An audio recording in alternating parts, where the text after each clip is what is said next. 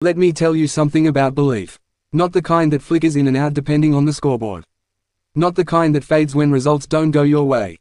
But the kind that grows stronger, even when the path ahead is uncertain. And right now, that belief has a name: Joe Montemurro. Emily Gielnik has worn the green and gold through triumph and tribulation. She's seen cycles rise and fall, squads built and broken, hopes lifted and dashed. But even she admits, something's been missing. Not talent, not effort, but something less tangible and more vital. The missing piece. And now, she believes that Joe Montemurro may be that piece. The one who takes the puzzle we've been struggling to complete for over a decade, and finally makes it whole.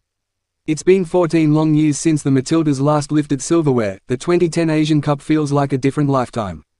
A different era. Since then, we've seen glimmers. We've seen greatness. But we haven't seen the trophy come home. That could be about to change.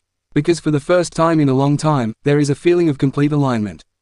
Between players. Between vision. Between leadership and legacy. Montemurro doesn't arrive with promises, he arrives with purpose.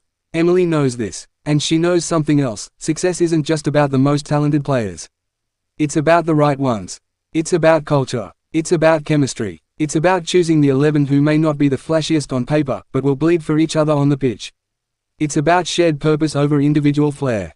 And that, Gielnik believes, is where Montemurro will thrive. She's excited. You can hear it in her voice. This isn't just another training camp for her, it's a rebirth. A reset. A clean slate. For herself, and for a team that's been standing on the edge of greatness for far too long.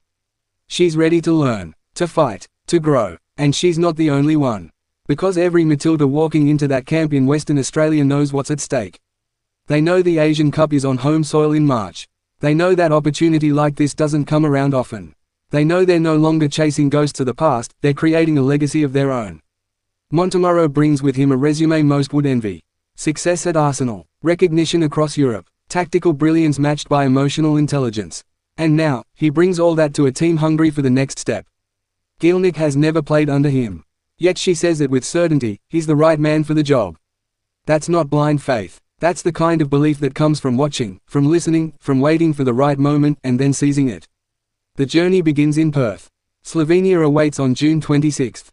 Another clash follows on the 29th. Then Panama, in Bunbury and back in Perth, on July 5 and 8.